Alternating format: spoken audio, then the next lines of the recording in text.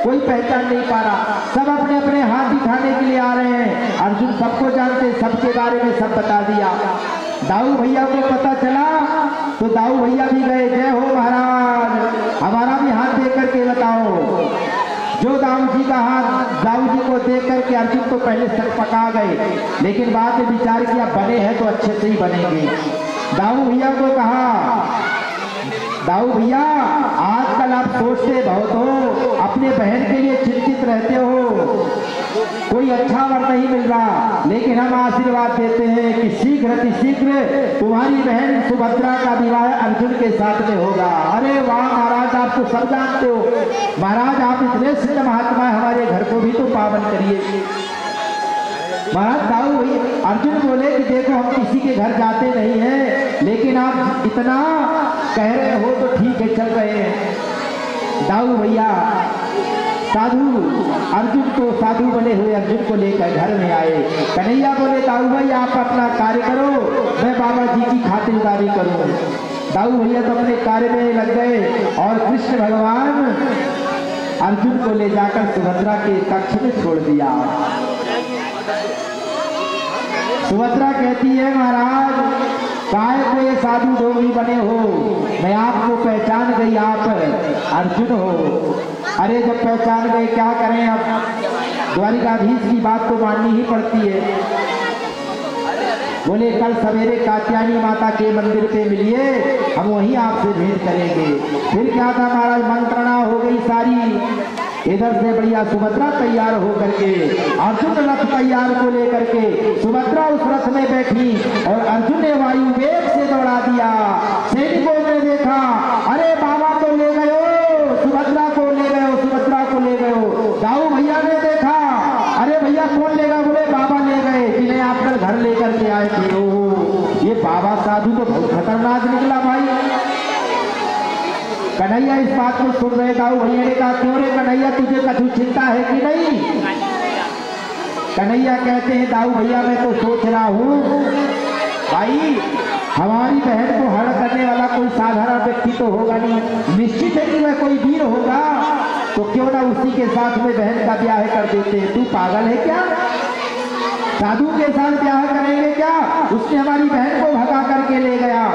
तू चल रहा है कि नहीं चल रहा है, नहीं तो मैं अकेला ही जा रहा हूं। दाऊ भैया ने नारायणी सेना को तैयार किया, हल मूसल संभाले महाराज, अर्जुन बड़ी वेग से दौड़ रहे हैं। सुभद्रा ने कहा अर्जुन आप आराम से बाण चलाओ और मैं रथ हाथी हूं, क्योंकि मेरे भैया ने मुझे रथ चलाना सिखाया है। अर्जुन का एक नाम है सब्यासाची, एक हाथ से रथ चलाते और एक हाथ से बाण भी चला लेते हैं, धनुष भी। जो हल मूसल मारने के लिए तैयार हुए, भगवान ने कहा दाऊ भैया 1 मिनट रुको, 1 मिनट। क्या बोले, आप तो कह रहे थे कि साधु महाराज हमारी बहन को भगा कर ले जा रहे हैं, लेकिन मैं कहा देख रही हूं कि रथ तो बहन चला रही है। अरे हाँ कन्हैया तू तो सच कह रहा है, बहन को हो क्या गया। भगवान श्री कृष्ण ने कहा दाऊ भैया ये कोई और नहीं, मैंने तो पहचान लिया, ये अर्जुन है। दाऊ भैया ने कहा अर्जुन तेरी इच्छा के बिना कुछ कर नहीं सकता, निश्चित है कि इसमें तेरी इच्छा सम्मिलित है। भगवान ने कहा दाऊ भैया आपने जिद पकड़ ली थी कि दुर्योधन के साथ सुभद्रा का विवाह करेंगे, अरे तो पहले बता देता मेरे को, अर्जुन तो मुझे भी पसंद है। फिर क्या था, हमारा सब में समन्वय हुआ और अर्जुन सुभद्रा का ब्याह हुआ। देखो परीक्षित का अंत समय आ रहा है और सुखदेव जी से कहते हैं हमें दादा दादी का विवाह जानना है, तो दादा दादी के विवाह की कथा सुन रहे हैं। महाराज इस प्रकार से श्री सुखदेव जी कहते हैं राजन हमारे भोलेनाथ से जिसने जो मांगा दे करके पिंड छुड़ाया। एक बार प्रकाशुर नाम का दैत्य था, उसने भोलेनाथ की तपस्या की, भोलेनाथ प्रसन्न हुए, वरदान मांगो। उसने वरदान मांगा मैं जिसके ऊपर हाथ रख दूं वही भस्म हो जाए। शंकर जी ने कहा तथास्तु, उसी का नाम हो गया भस्मासुर। अब उसने भोलेनाथ जी के बगल में बैठी हुई भवानी को देखा और भोलेनाथ जी के ऊपर ही हाथ रखना चाहा। भोलेनाथ जी ने कहा ये क्या कर रहा भाई, बोले वरदान आपका तो ट्राई आप पर ही करूंगा। आपका वरदान और आप पर ही उसका प्रयोग करके देखूंगा।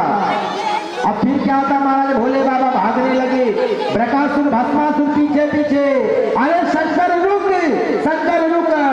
अब भोलेनाथ ने नारायण को याद किया, हे नारायण मेरी रक्षा करो, हे नारायण मेरी रक्षा करो इस भस्मासुर से। भगवान नारायण कहते, वाह बाबा, आज पड़े हो चक्कर में, आप खूब जल्दी से तथास्तु कह देते हो ना। आजकल के भक्त भी बड़े चतुर हो गए हैं। तो भगवान एक बटुक ब्राह्मण के रूप में प्रकट हो गए और कहा, अरे प्रकाशुर नंदन, कहाँ भागे जा रहे हो भाई? सागुणे भगवान व्यक्तम श्रावता किम दुर्मागतः। अरे सकुनी नंदन प्रकाशुर, तू कहाँ भागा जा रहा भैया? ऐसी कौन सी जल्दी है? उसने मुड़ करके देखा, ये कौन है? छोटा सा बालक, मेरे बाप का नाम भी जानता है। अरे भैया, तेरे से बात करूंगा तो ये शंकर भाग जाएगा। बटुक ब्राह्मण ने कहा, ए शंकर खबरदार, वहीं खड़ा रहे, आगे नहीं बढ़ना। शंकर जी समझ गए भगवान की लीला प्रारंभ हो गई। सकुनी नंदन प्रकाशुर भस्मासुर ने कहा, भैया गजब है गयो, इस बटुक ब्राह्मण के एक आवाज में शंकर को यानी खड़ा कर दियो। मैं भी थक गया हूं, जब तक कम से कम मैं भी थोड़ा सा आराम कर लेता हूं। हाँ तो भस्मासुर जी, आप भाग कहाँ रहे हो? अरे क्या बताएं ब्राह्मण देवता, इस शंकर ने हमें वरदान दिया कि जिसके ऊपर हाथ रखे वही भस्म हो जाए, और वरदान देकर स्वयं भाग रहा है। बटुक ब्राह्मण कहता, बस इसमें यही विशेषता है, ये बताना चाहता, सिद्ध करना चाहता है कि मेरा वरदान सच्चा है। ये भांग के नशे में भागता है, भांग पीता और भांग के नशे में भागता है, और तुम्हें यकीन दिलाना चाहता है कि मेरा वरदान सच्चा है। अरे भाई, कैसी बात कर रहे हो आप? शिव का वरदान कभी असफल हो सकता है? ब्राह्मण ने कहा, उसने क्या, हमें भी यही वरदान मिला था, जिसके ऊपर हाथ रखे भस्म हो जाते को, खूब हाथ रखते काहे को भस्म हो। अगर तुम्हें विश्वास न हो तो अपने ऊपर हाथ रख के देख लो। सोई महाराज भस्मासुर बोला, बड़े चतुर, हम हाथ रखें भस्म हो जाए, हम मर जाए। अरे भगवान ने कहा, बटुक ब्राह्मण ने कहा, भाई ऐसी बात नहीं है, धीरे धीरे हाथ रखना, एकदम से रखने को नहीं कह रहे। भाई गरम गरम लगे तो हाथ हटा लेना।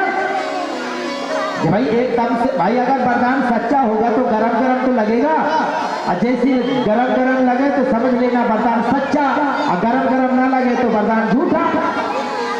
अब भस्मासुर महाराज प्रकाशुर जो हाथ रखा, बोले कुछ लगा गरम गरम? बोले ना। बोले हाथ थोड़ा और नीचे ले जाओ, और नीचे ले गए। बोले अब कुछ गरम लगा? बोले ना भैया। सोई कहते कहते भस्मासुर ने अपने ऊपर हाथ रख दिया, सोई महाराज भस्म हो गया। भगवान ने कहा, बाबा ये भक्त बड़े चतुर हो गए हैं, जल्दी से वरदान ना दिया करो। भगवान शंकर कहते हैं, खाई तो खाई, आगे से राम दुहाई। महाराज श्रेष्ठ देवता को लेकर एक बार बहस छिड़ी, सारे संत ऋषि इकट्ठे हुए, भाई कौन से देवता श्रेष्ठ हैं। ये दायित्व भृगु ऋषि को सौंपा गया। भृगु ऋषि ब्रह्मा जी के पास गए, लेकिन ब्रह्मा जी को प्रणाम नहीं किया तो ब्रह्मा जी नाराज हो गए। शंकर भगवान के पास गए तो शंकर भगवान अचानक भृगु ऋषि पहुंच गए, तो शंकर जी त्रिशूल लेकर के मारने के लिए दौड़े, और भगवान नारायण क्षीर सागर पर शयन कर रहे थे। आवाज लगाई, नारायण ने नहीं सुनी, तो जाकर भृगु जी ने छाती में लात मार दी। महाराज भगवान ने पैर पकड़ लिए, हे भृगु ऋषि, आपके चरणों में चोट तो नहीं लगी?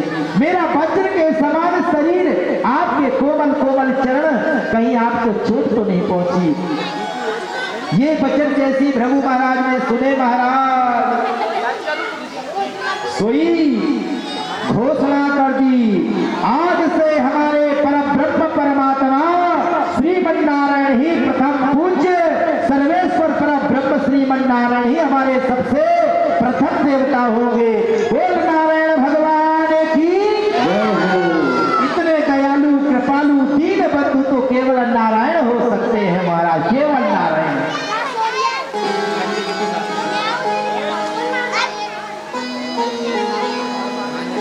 एक बार अर्जुन द्वारिकापुरी आए कृष्ण बलराम के पास, सभा लगी हुई थी। एक ब्राह्मण अपने बालक को, मरे हुए बालक को सभा में रख करके द्वारिकाधीश से कहता है कि जब राजा के होते हुए प्रजा में पिता के होते हुए उसके संतान की मौत हो जाए, इससे बड़ा दुर्भाग्य कुछ नहीं है। क्या कोई नहीं है जो मेरे पुत्र की रक्षा कर सके? बगल में बैठे हुए अर्जुन, उनको जोश आ गया। कल्याण भैया के लिए ताली बजा दो एक बार जोरदार। सदा भगवत कृपा इन पर बनी रहे। और हम हमसे आज से नहीं, पिछले 15 साल से जुड़े हैं ये हमसे, पूरे 15 वर्ष के। उस समय जब हम कथा भी नहीं करते थे, केवल पूजा पाठ करते, तब से आपसे जुड़े हुए, आज भी जुड़े हुए हैं। तब से इन्होंने हमें गुरु माना था और आज भी शिष्य बन करके उसी भाव में सदा हमें मानते हैं। एक बार इनके लिए जोरदार तालियां बजा दी जाए।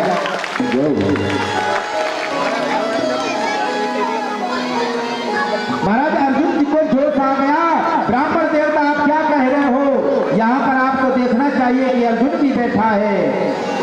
ब्राह्मण ने कहा जब स्वयं द्वारिकाधीश बलराम जी प्रद्युम्न बैठे हैं, इनके होते हुए जब ये रक्षा ना कर सके तो तू भला अर्जुन क्या मेरे बालकों की रक्षा करेगा? अर्जुन को अहंकार हो गया, क्या तुमने हमें कृष्ण समझ रखा है, बलराम समझ रखा, प्रद्युम्न समझ रखा है, मेरा नाम नहीं सुना? गांडीवधारी अर्जुन मेरा नाम है। गुरु मेरे द्रोणाचार्य थे।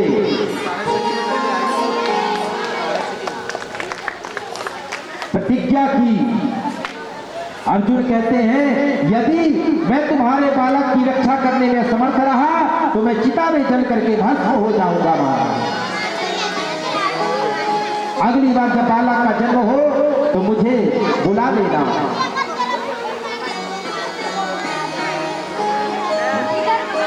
पंडिताइन गर्भवती हुई। कालांतर में अर्जुन को बुलवाया गया। अर्जुन ने पूरे महल को कवच कर दिया कि हवा भी अंदर प्रवेश ना कर सके, हवा भी। लेकिन अब की बार क्या हुआ? मरा शरीर ही गायब हो गया बालक। अब तो ब्राह्मण क्रोध में धिक्कार है अर्जुन तुझे और तेरे धनुष को। कम से कम पहले मरा हुआ शरीर मिल जाता था, अब की बात तो शरीर ही मेरा पुत्र गायब हो गया। महाराज अर्जुन चिता में जलने के लिए भस्म होने लगे। भगवान द्वारिकाधीश कहते हैं अर्जुन एक बार हमारे साथ भी तो चल करके ढूंढ लो।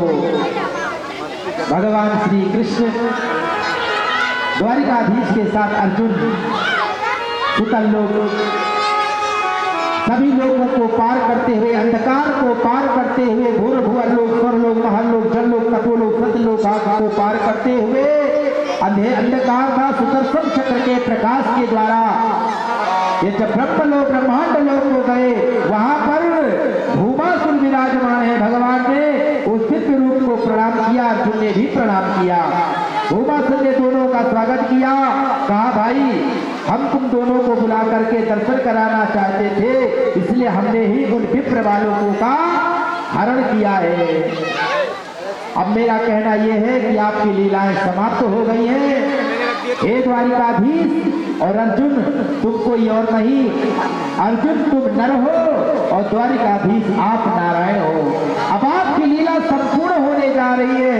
अब शीघ्र अपने स्वधाम को पधारे हैं। महाराज धीरे धीरे सुखदेव जी कहते हैं परीक्षित इस प्रकार से भगवान द्वारिकाधीश की दिव्य लीलाएं हैं। भगवान का 56 कोटि यदुवंशियों का विशाल परिवार है। उन यदुवंशियों बाल विद्यार्थियों को पढ़ाने के लिए करोड़ों शिक्षक लगे हुए हैं। 16,108 पटरानियां हैं। भगवान का सानिध्य पाकर के परम सुख को प्राप्त करती हुई वह भगवान के सब परम धाम को धीरे धीरे प्रस्थान कर रही हैं। परंतु जब प्रातः काल होने की आता है तो उन्हें अज्ञात आशंका होने लगती है। अशुभ संकेत दिखाई दे रहे हैं कि अब हमारे प्रीतम से हमारा बिछोह हो रहा है। क्रूर पक्षी विकट की चर्चा करती हैं। ऐसे ही उनका समय संपन्न हुआ तथा इसके साथ ही भागवत के 90 अध्याय युक्त 10वां स्कंद समाप्त होता है। महाराज राधे राधे बोलना पड़ेगा। महाराज हम सब लोग एकादश स्कंद में प्रवेश करते हैं। इसे मुक्ति स्कंद भी कहा जाता है। एकादश स्कंद को हम भली बात सुने और इस पर बार-बार चिंतन करें तो जीवन मुक्ति का लाभ प्राप्त होता है। इसमें ज्ञान प्रधान है तथा जीवन का तत्व बतलाया है।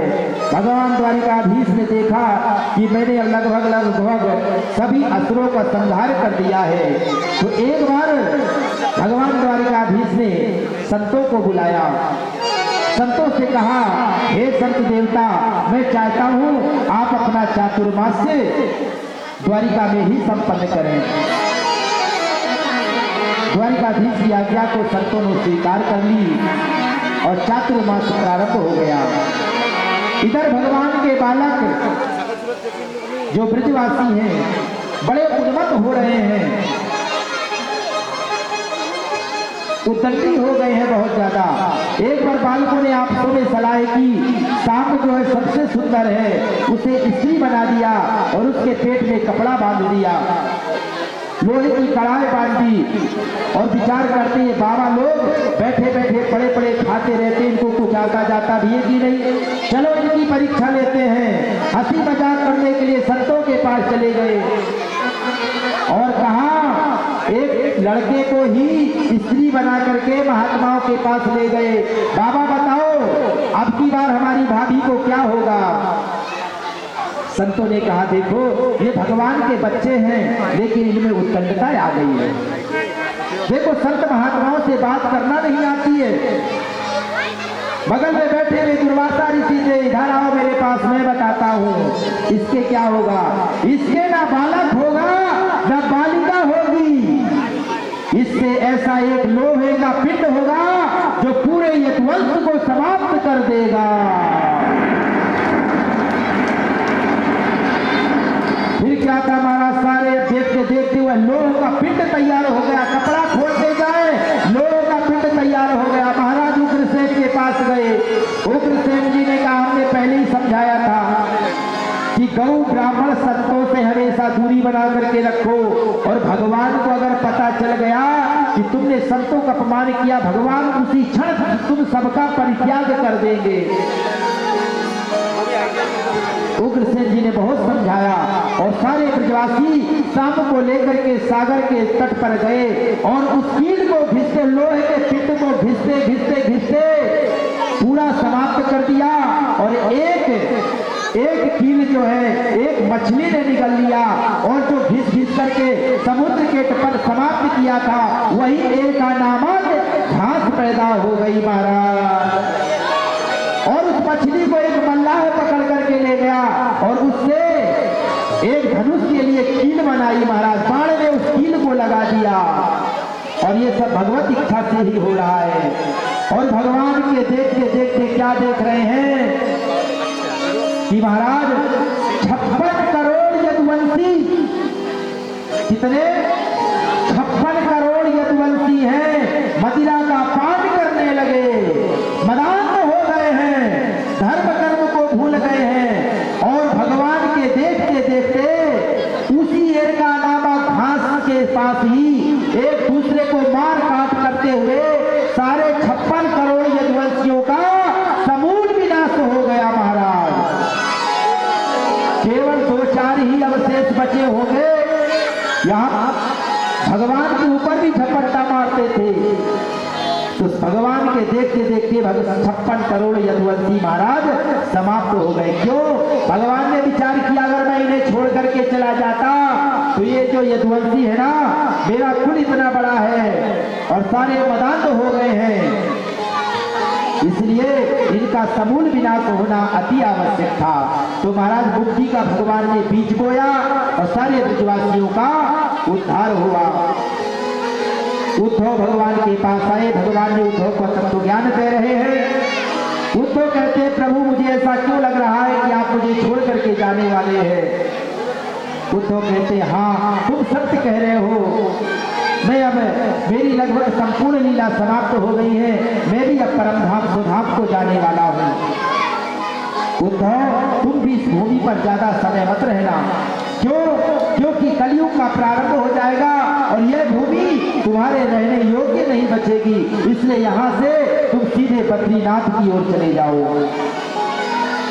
और महाराज भगवान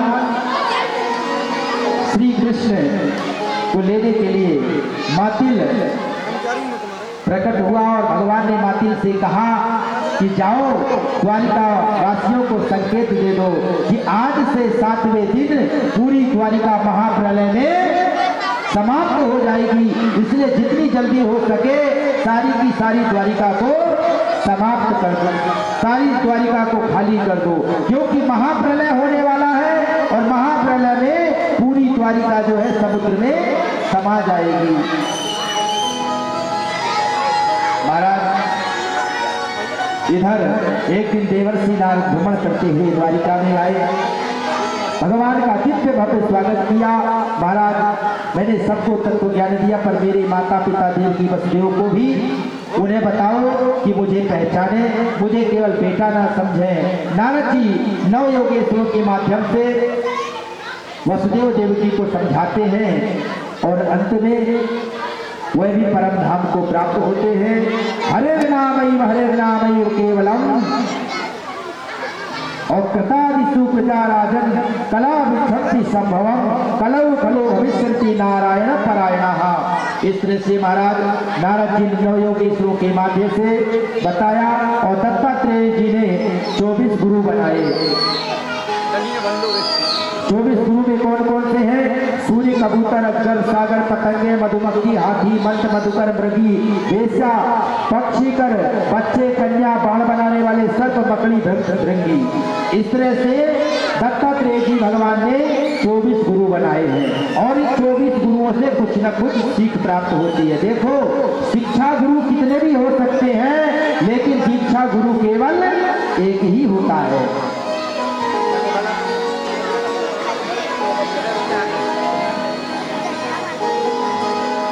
और महाराज भगवान श्री कृष्ण एक वृक्ष की छांव पर आकर के पैर के ऊपर पैर रख करके बंसी की मधुर ध्वनि